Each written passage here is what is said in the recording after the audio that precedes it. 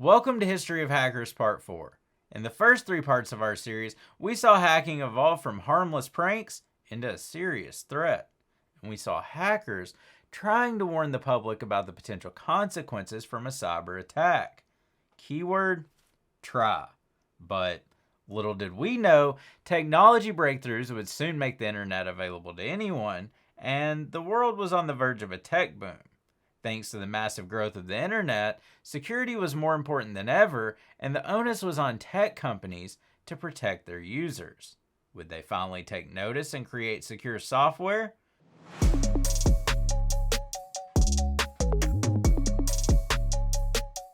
In 2002, Bill Gates sent out a company memo to Microsoft employees titled Trustworthy Computing that sought to fundamentally transform Microsoft's business approach by prioritizing software security over functionality. That was a radical shift at the time. Why did Microsoft make such a bold change? Well, it ties into the tech boom. From 1995 to 2000, the internet experienced a period of massive growth due to the introduction of web browsers like Microsoft's Internet Explorer.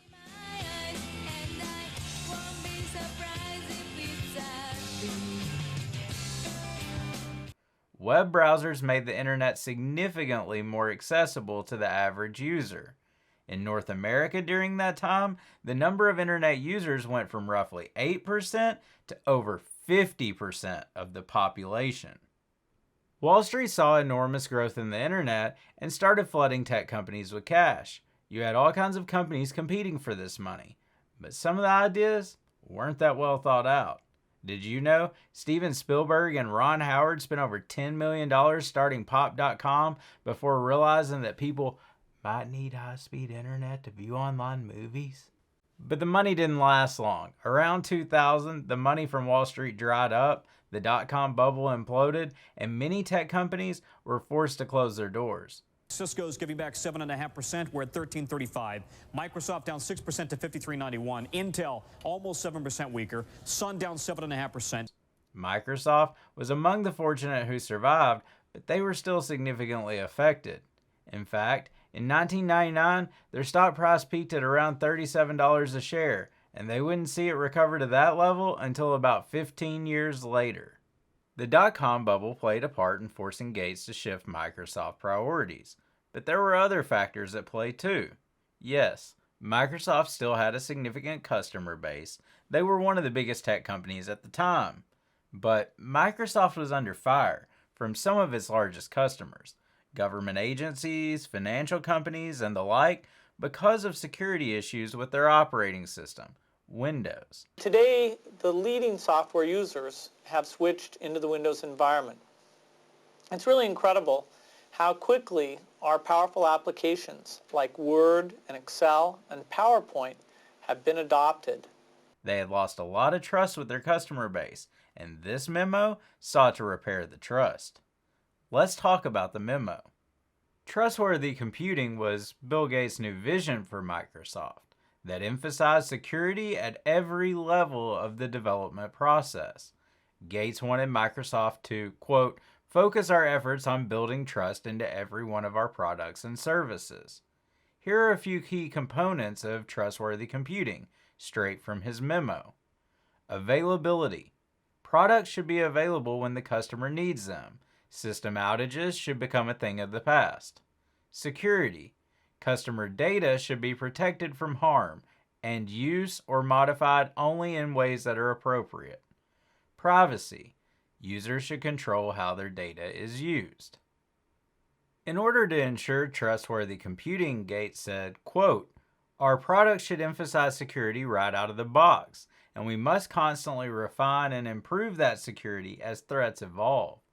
He wanted Microsoft to build a culture of security, to anticipate problems and fix them before software was even released, to train developers to write secure code.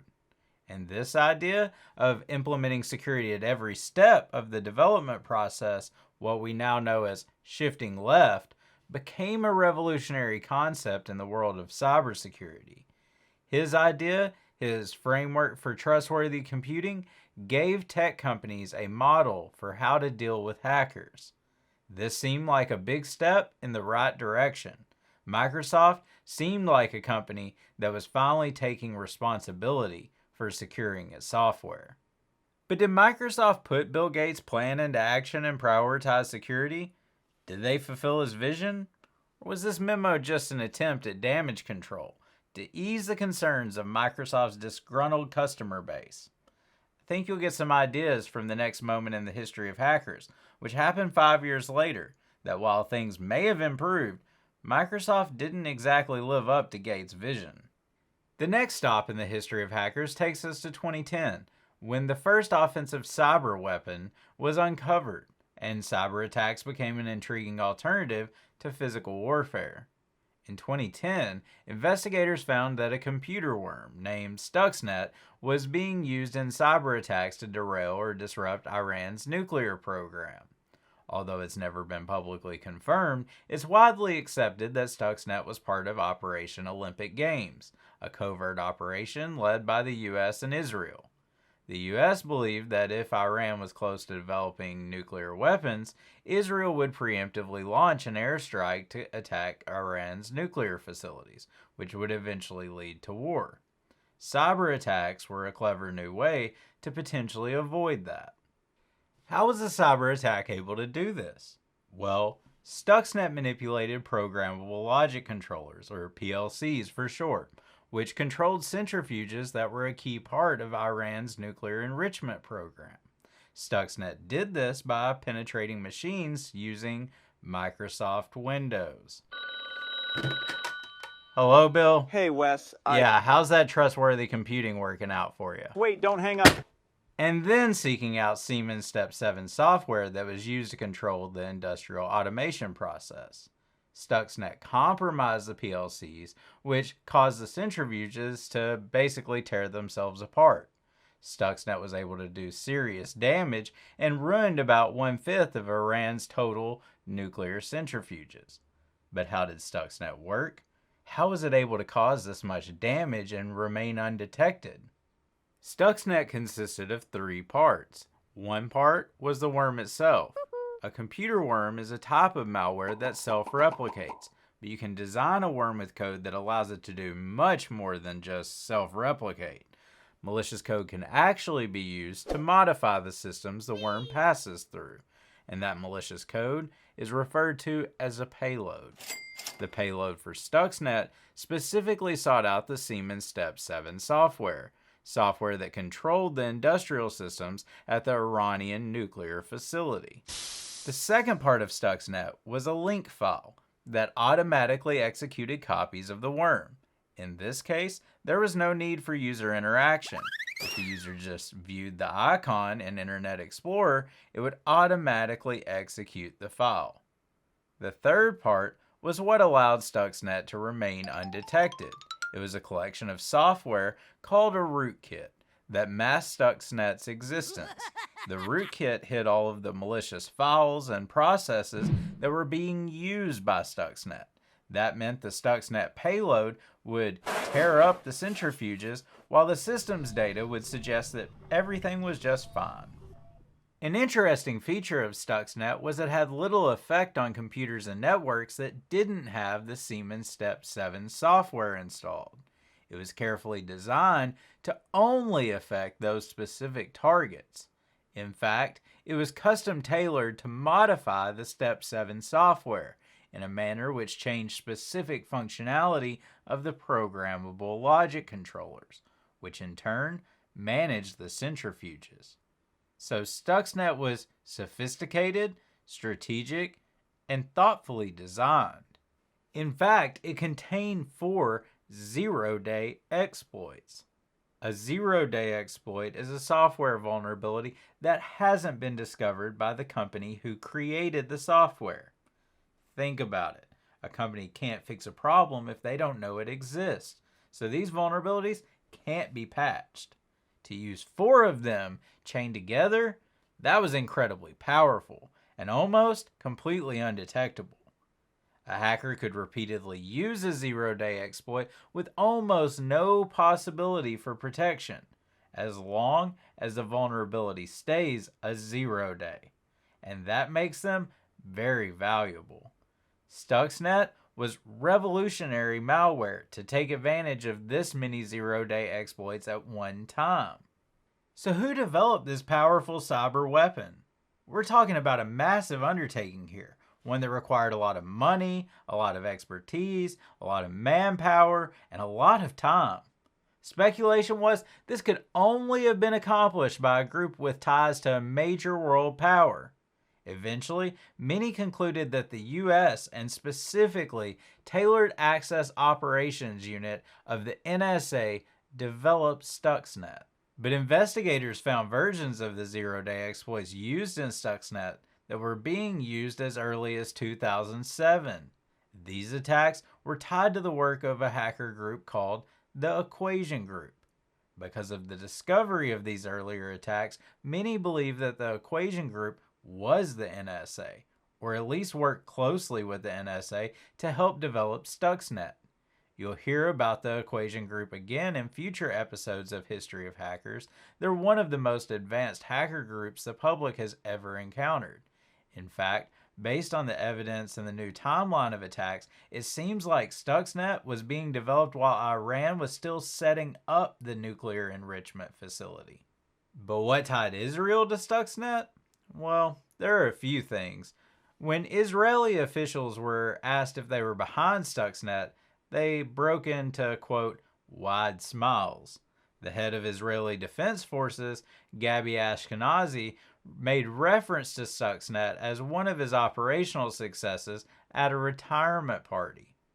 Then, there were some clues that analysts discovered in the code that possibly linked Israel to Stuxnet, but it was impossible to know for sure. There was also Frank Reiger, spokesman for the Chaos Computer Club, a human rights technology group, who allegedly spoke with high-level intelligence sources in 3 European countries that believed Stuxnet was a joint operation of the US and Israel. It's hard to pin cyber attacks like this on someone. Stuxnet was designed to cover its tracks. This is a common fact in the world of hacking. Definitive answers are hard to come by, and if we do get them, it's usually way after the fact. To further complicate things, hackers will often inject code to implicate other parties, so it's a wild game to try to analyze cyber attacks.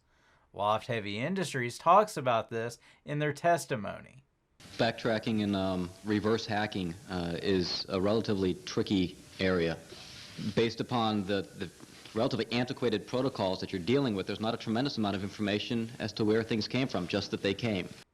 So with an attack like this, you got to look at who has a motive, who has the capability to launch something like this, and many of the signs pointed to the US and Israel. We've talked about what Stuxnet was, what it did, and who was responsible for it. Now let's talk about why it was so significant. As I said previously, this was one of the first known uses of a cyber weapon. This was the first time hacking had a tangible impact on national security. Eligible Receiver 97 and Loft Heavy Industries had shown the damage that a cyber attack could have on critical infrastructure. Stuxnet actually proved it out. And in doing so, Stuxnet showed that cyber warfare was a new way to avoid conventional attacks, to avoid bullets, bombs, and bloodshed. It showed the incredible power of hackers on the global stage. Stuxnet also showed that companies still weren't doing enough to combat cyber threats. Microsoft had pledged to secure its products, but here Stuxnet was exploiting their operating system.